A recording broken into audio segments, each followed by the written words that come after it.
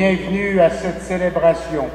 Nous sommes réunis au nom du Père et du Fils et du Saint-Esprit. Amen. Que la grâce du Seigneur Jésus-Christ, parole vivante du Père, soit toujours avec vous. Au début de cette Eucharistie, laissons-nous surprendre par la parole vivante de notre Seigneur. Demandons-lui d'ouvrir nos cœurs et nos oreilles pour que nous puissions recevoir sa bonne nouvelle de salut pour l'humanité tout entière. Prenons le temps d'accueillir sa miséricorde avec reconnaissance. Seigneur Jésus, il nous arrive d'oublier que tu es la parole vivante qui donne un sens à nos vies. Rends pitié de nous. Ô Christ, il nous arrive d'oublier que nos paroles peuvent blesser les autres et nous fermer à ton amour pour nous. Rends pitié de nous. Seigneur, il nous arrive d'oublier que tu veux nous rassembler autour de ta parole pour que nos vies s'ajustent à la tienne. Rends pitié de nous. Que le Seigneur oublie nos manques d'attention, qu'il renouvelle sans cesse son pardon, qu'il nous fasse miséricorde, lui qui règne pour les siècles des siècles.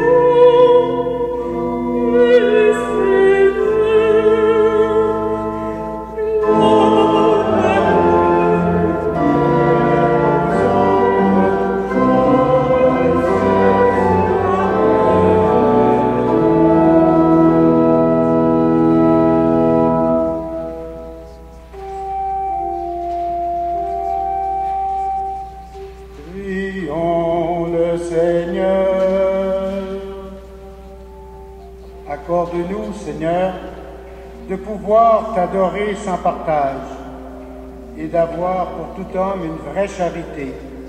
Par Jésus-Christ, ton Fils, notre Seigneur et notre Dieu, lui qui vit et règne avec toi dans l'unité du Saint-Esprit, maintenant et pour les siècles des siècles.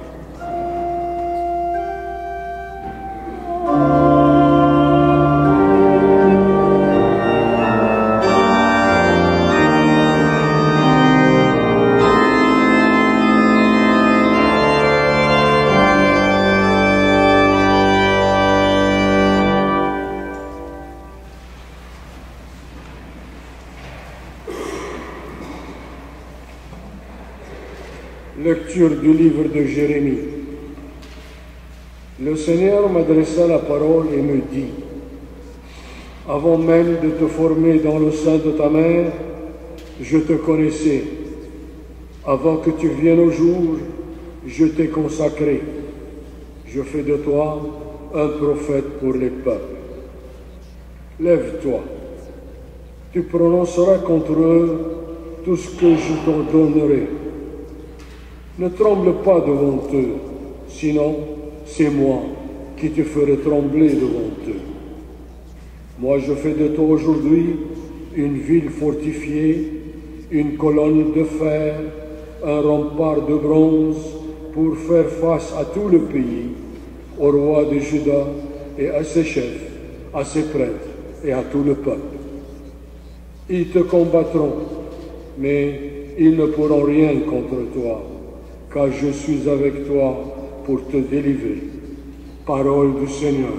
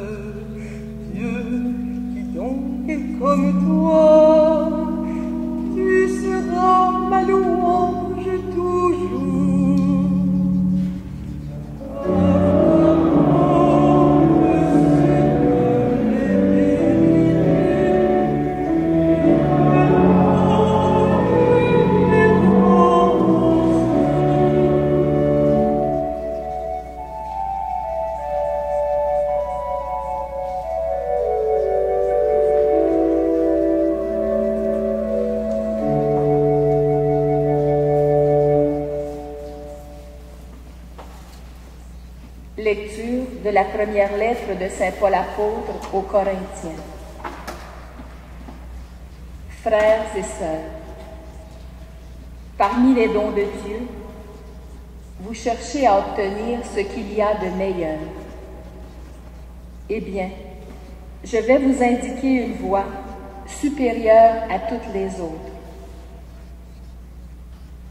J'aurais beau parler toutes les langues de la terre et du ciel, si je n'ai pas la charité, s'il me manque l'amour, Je ne suis qu'un cuivre qui résonne, une cymbale retentissante.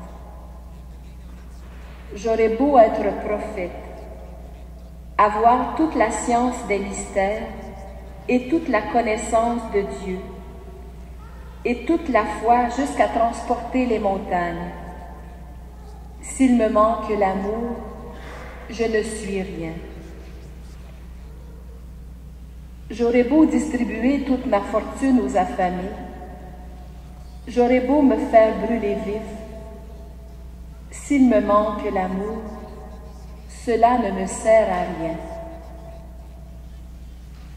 L'amour prend patience. L'amour rend service. L'amour ne jalouse pas. Il ne se vante pas, ne se gonfle pas d'orgueil. Il ne fait rien de malhonnête. Il ne cherche pas son intérêt. Il ne s'emporte pas. Il n'entretient pas de rancune. Il ne se réjouit pas de ce qui est mal, mais il trouve sa joie dans ce qui est vrai. Il supporte tout. Il fait confiance en tout. Il espère tout. Il endure tout. L'amour ne passera jamais. Un jour, les prophéties disparaîtront. Le don des langues cessera. La connaissance que nous avons de Dieu disparaîtra. En effet, notre connaissance est partielle. Nos prophéties sont partielles. Quand viendra l'achèvement, ce qui est partiel disparaîtra.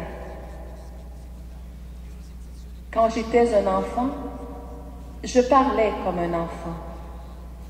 Je pensais comme un enfant. Je raisonnais comme un enfant. Maintenant que je suis un homme, j'ai fait disparaître ce qui faisait de moi un enfant. Nous voyons actuellement une image obscure dans un miroir. Ce jour-là, nous verrons face à face. Actuellement, ma connaissance est partielle. Ce jour-là, je connaîtrai vraiment comme Dieu m'a connu. Ce qui demeure aujourd'hui, c'est la foi, l'espérance et la charité. Mais la plus grande des trois, c'est la charité. Parole du Seigneur.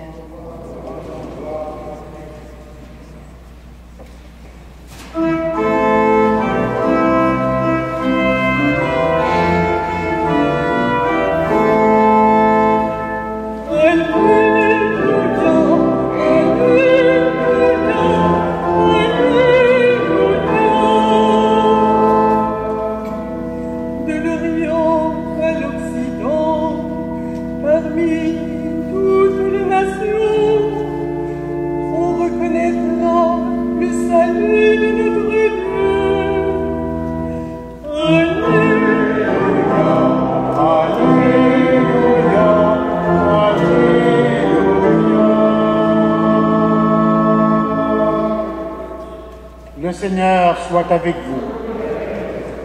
Évangile de Jésus-Christ selon saint Luc. Dans la synagogue de Nazareth, après la lecture du livre d'Isaïe, Jésus déclara: « Cette parole de l'Écriture que vous venez d'entendre, c'est aujourd'hui qu'elle s'accomplit. » Tous lui rendaient témoignage, et il s'étonnait du message de grâce qui sortait de sa bouche. Il se demandait: « N'est-ce pas là le fils de Joseph ?» Mais il leur dit: « Sûrement, vous allez me citer le dicton « Médecin, guéris-toi toi-même ». Nous avons appris tout ce qui s'est passé à Capharnaüm. Fais donc de même ici dans ton pays. » Puis il ajouta: « Amen, je vous le dis. Aucun prophète n'est bien accueilli dans son pays. En toute vérité, je vous le déclare, au temps du prophète Élie, lorsque la sécheresse et la famine ont sévi pendant 3 ans et demi, il y avait beaucoup de veuves en Israël. Pourtant, Élie n'a été envoyé vers aucune d'entre elles, mais vers une veuve étrangère de la ville de Sarepta, dans le pays de Sidon. Au temps du prophète Élisée, il y avait beaucoup de lépreux en Israël. Pourtant, aucun d'eux n'a été purifié, mais bien Naaman, un Syrien. À ces mots, dans la synagogue, tous devinrent furieux. Ils se levèrent, poussèrent Jésus hors de la ville et le menèrent jusqu'à un escarpement de la colline où la ville est construite pour le précipiter en bas. Mais lui, passant au milieu d'eux, allait son chemin. Acclamons la parole de Dieu.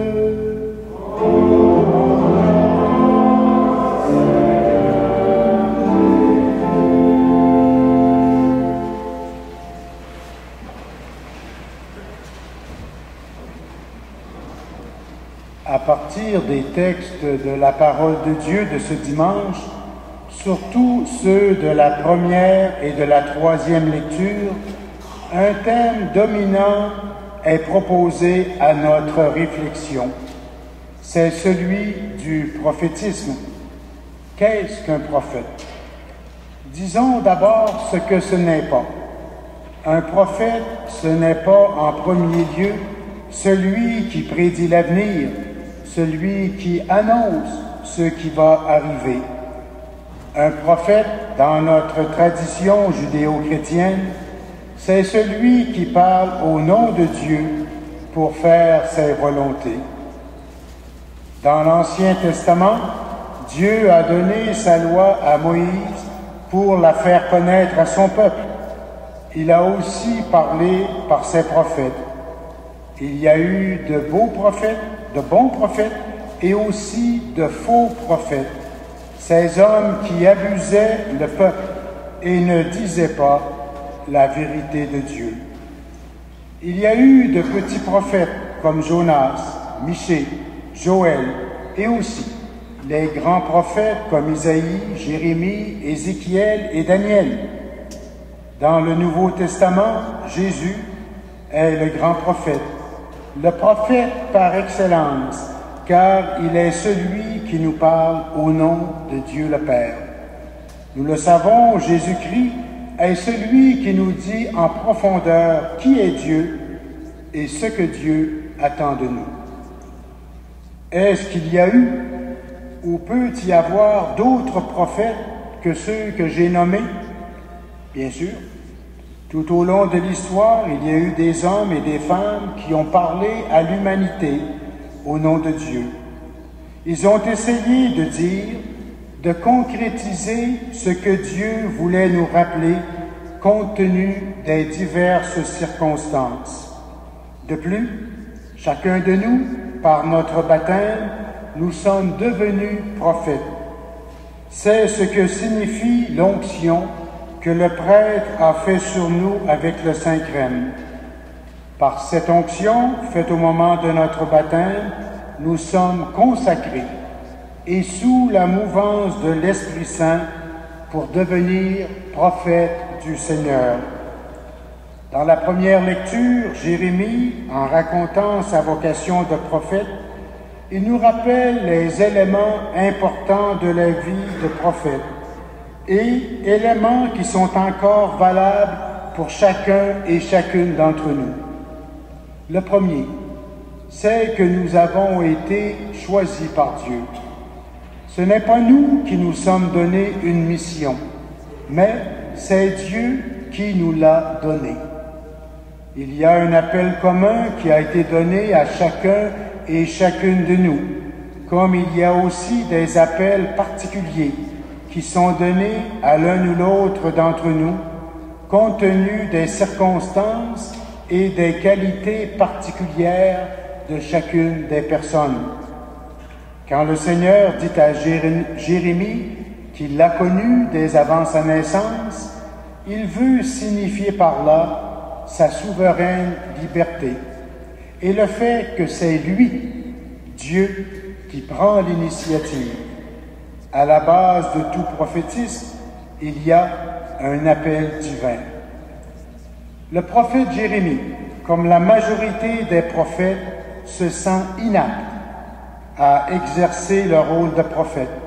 Le prophète, souvent, il a peur. Il a peur parce qu'il sait bien qu'il est arrivé que le peuple a tué plusieurs de ses prédécesseurs. Pourquoi? Parce que les gens n'aiment pas se faire dire des choses qui les dérangent dans leur confort, habitude ou privilège. Pensons à ces prophètes modernes qu'ont été Martin Luther King et Monseigneur Romero au El Salvador. Le prophète, rappelons-nous, n'est pas d'abord celui qui annonce l'avenir, mais celui qui parle au nom de Dieu et qui rappelle aux gens les exigences de Dieu. Si le prophète se sent démuni et faible, ce qu'il est en vérité, c'est aussi pour montrer, pour signifier que la force qui émane de sa bouche n'est pas d'abord due à ses propres mérites, mais à la puissance de Dieu. En d'autres termes, Dieu a voulu avoir besoin de nous, les humains, mais c'est à travers la faiblesse de ses serviteurs et servantes qu'il agit avec puissance. Il arrive que très souvent, celui ou celle qui se sent investi d'une mission de la part de Dieu éprouve la crainte. Et cette crainte, je dirais, c'est plus souvent en raison de son manque de foi, de confiance en Dieu, qu'en raison de la méchanceté de ses adversaires. Et pourtant, la finale de la première lecture que nous avons entendue nous dit clairement « Ils te combattront, mais ils ne pourront rien contre toi, car je suis avec toi pour te délivrer. Et encore, je fais de toi un prophète pour tous les peuples. » Il est vrai que plusieurs prophètes au cours des âges ont payé leurs convictions de leur vie.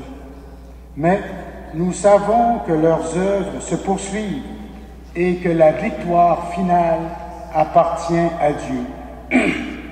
Et pour nous, pour chacun et chacune de nous, qu'est-ce que cela peut bien impliquer? Cela implique beaucoup, mais on pourrait résumer en disant que cela implique que nous ayons le courage, car cela en prend beaucoup, pour être dans nos milieux de vie et de travail, des témoins des appels du Christ pour chacun de nos contemporains et contemporaines. Nous le savons, c'est toute l'humanité, sans aucune exception, que Dieu veut rejoindre. Nous ne sommes pas seuls pour cette mission. Dieu, par son Esprit, et les enseignements de son Fils, par sa grâce, vient en aide à notre faiblesse. Nous le savons bien, c'est à notre liberté que Dieu s'adresse. Il veut nous associer à sa mission. L'apôtre Paul nous a rappelé dans plusieurs de ses écrits que tous ensemble nous formons un corps et que nous sommes le corps du Christ qui a comme mission de poursuivre la mission d'amour du Christ sur notre terre. Aujourd'hui, Paul nous rappelle que nous possédons des dons variés les uns des autres et qu'en conséquence, il pourrait bien se trouver parmi nous des gens qui se pensent plus importants que les autres, compte tenu des dons qu'ils ont reçus ou qu'ils estiment avoir reçus. Par ailleurs, et c'est important, Paul nous rappelle un point central, tant dans nos efforts personnels que collectifs, ce qui doit primer, parce que c'est le plus important, c'est l'amour ou la charité. S'il y avait parmi nous ce matin la femme ou l'homme le plus intelligent que la terre n'ait jamais porté, cela ne donnerait pas grand-chose pour faire grandir notre communauté s'il manquait à cette merveilleuse personne l'essentiel, l'amour. L'amour, l'amour vrai et altruiste, doit être ce qui inspire toutes nos activités. Concrètement, par nos gestes et nos paroles, ce que nous faisons ne doit pas être dans le but de dominer les autres, mais au contraire, dans le but de les servir. Oui, de par notre baptême, nous sommes appelés à être prophètes. Nous sommes appelés à vivre selon nos croyances les plus fondamentales. Et comme Jérémie, et comme Jésus lui-même, nous sommes invités à affirmer que Dieu veut rejoindre et apporter le salut à chaque être humain et qu'il n'y a pas pour lui de frontières et de limites au règne de paix, de justice et d'amour qu'il veut apporter à toute la terre. Amen.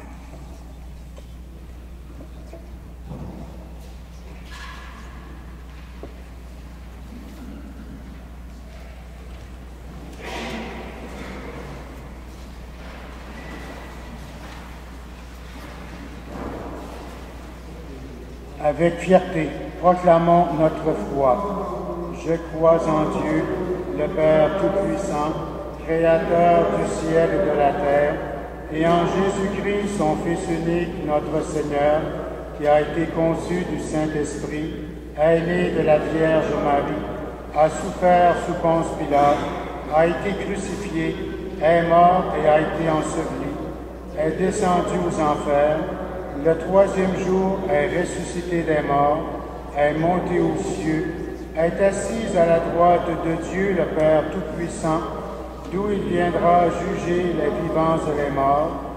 Je crois en l'Esprit Saint, à la Sainte Église catholique, à la communion des saints, à la rémission des péchés, à la résurrection de la chair, à la vie éternelle. Amen. À la fin de notre vie, seul l'amour restera pleinement.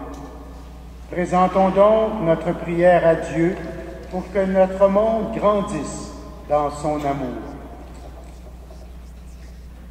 Afin que se lèvent les prophètes dont l'Église a besoin pour répondre aux appels et aux défis des temps actuels, prions le Seigneur.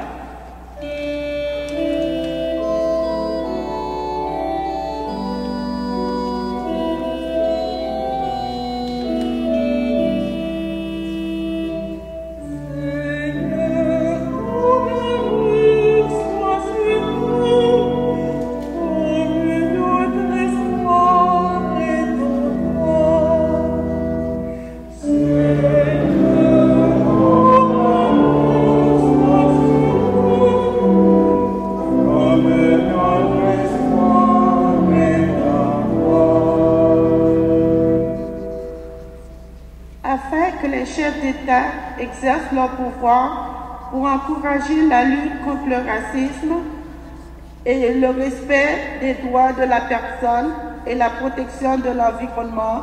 Prions le Seigneur.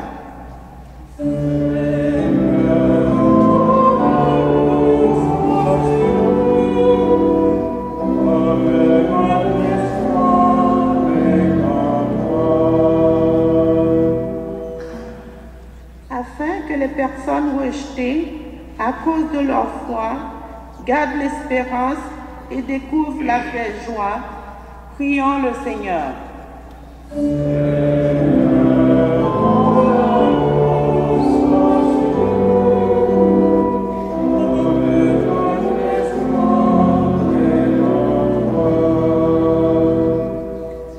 Afin que notre communauté compte sur la force de l'Esprit, dans l'accomplissement de son engagement social, spirituel et pastoral, prions le Seigneur.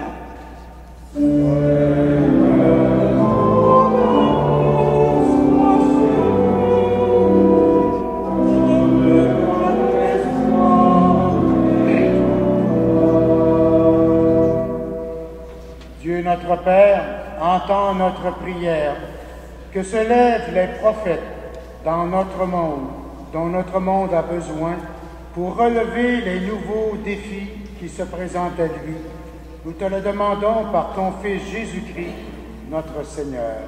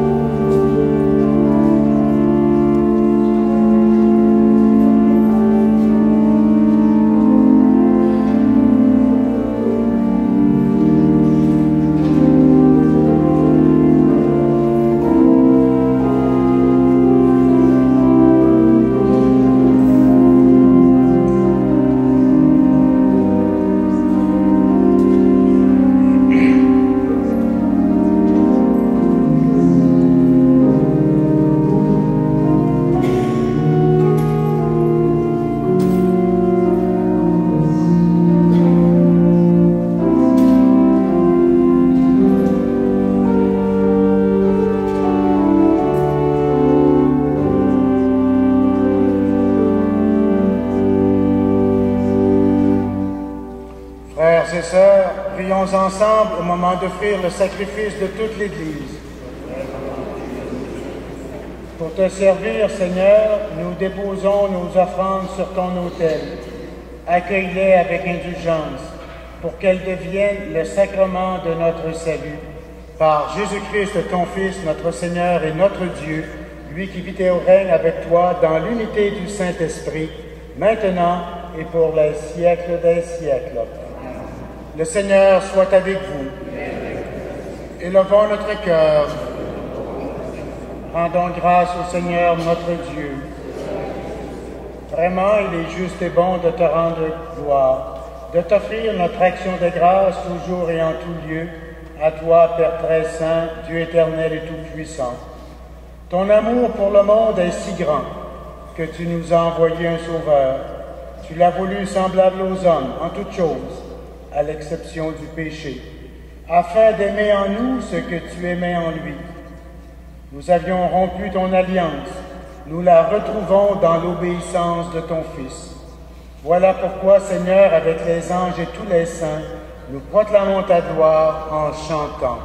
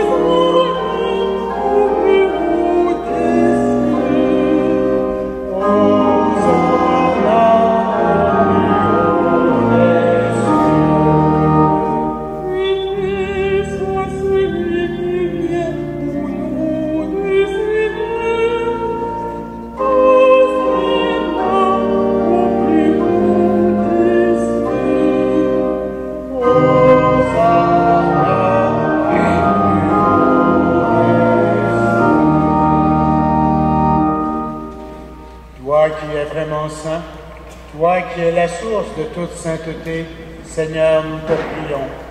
Sanctifie nos offrandes en répandant sur elles ton esprit, qu'elles deviennent pour nous le corps et le sang de Jésus le Christ, notre Seigneur.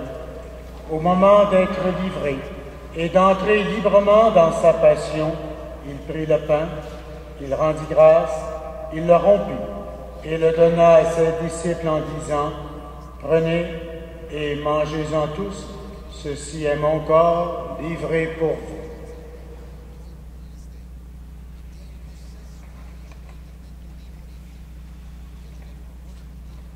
De même, à la fin du repas, il prit la coupe. De nouveau, il rendit grâce et la donna à ses disciples en disant, « Prenez et buvez-en tous, car ceci est la coupe de mon sang, le sang de l'alliance nouvelle et éternelle, qui sera versé pour vous et pour la multitude en rémission des péchés. Vous ferez cela en mémoire de moi. »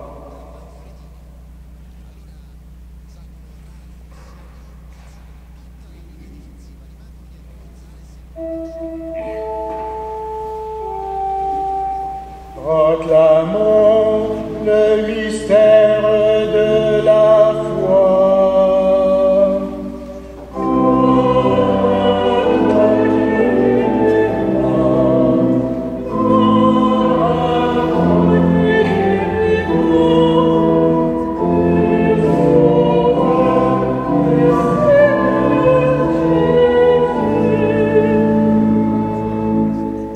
Faisant ici mémoire de la mort et de la résurrection de ton Fils, nous t'offrons, Seigneur, le pain de la vie et la coupe du salut.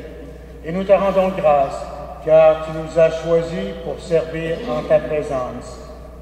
Humblement, nous te demandons qu'en ayant part au corps et au sang du Christ, nous soyons rassemblés par l'Esprit Saint en un seul corps.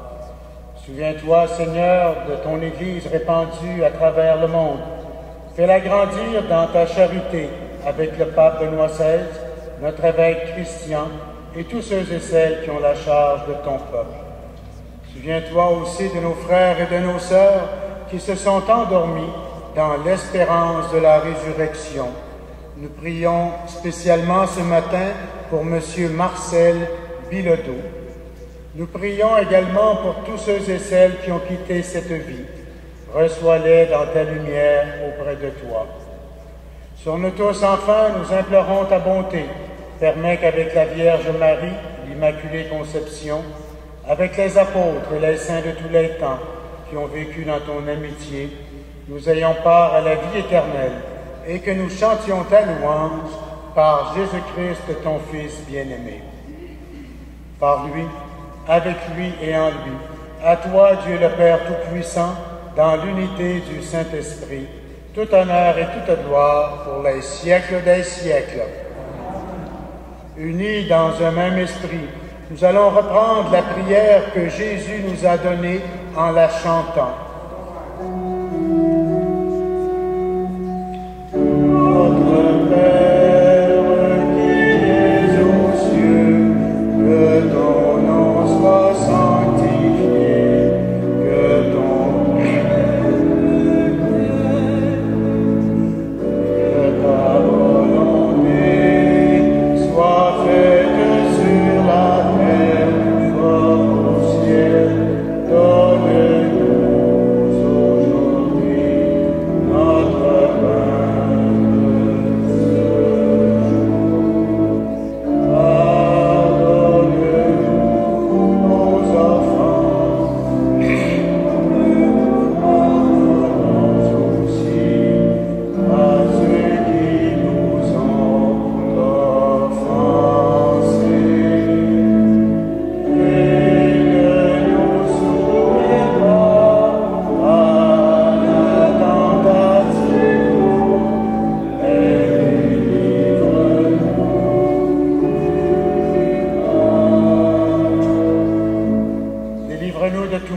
Seigneur, et donne la paix à notre temps.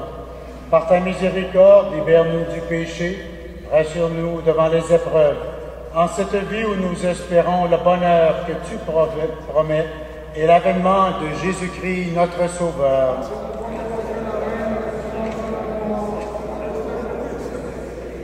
Seigneur Jésus-Christ, tu as dit à tes apôtres, je vous laisse la paix, je vous donne ma paix.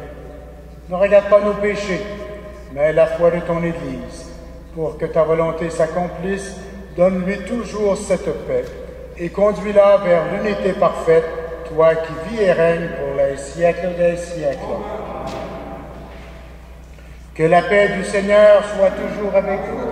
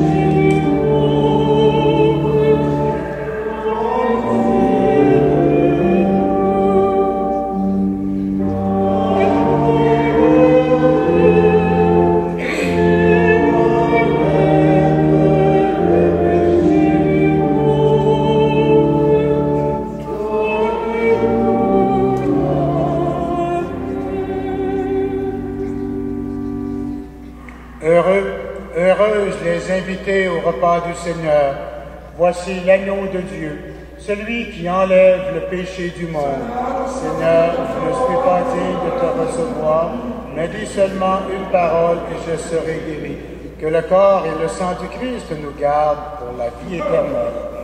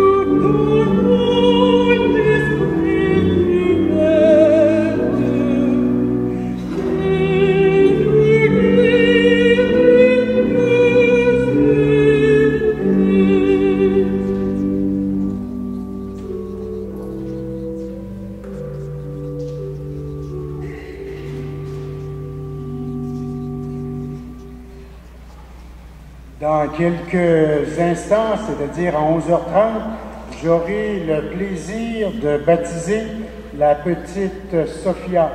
Et Sophia est la fille de notre marguière Karina, et qui a eu sa petite fille mercredi.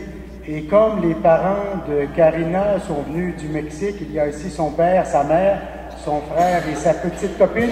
Alors c'est pour ça que le baptême aura lieu, même si elle a donné naissance mercredi à sa fille. Le baptême aura lieu maintenant pour permettre à toute la famille d'être présente. Entonces, a todos los miembros de la familia de Karina, bienvenido a Montréal. Prions le Seigneur.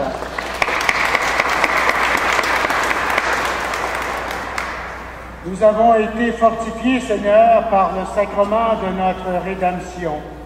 Permets que cet aliment de salut éternel nous fasse progresser dans la vraie foi par Jésus-Christ, ton Fils, notre Seigneur et notre Dieu, lui qui vit et règne avec toi dans l'unité du Saint-Esprit, maintenant et pour les siècles des siècles. Le Seigneur soit avec vous. Que Dieu Tout-Puissant vous bénisse, lui qui est Père, Fils et Esprit Saint. Un bon dimanche, une bonne semaine. Allez dans la paix du Christ.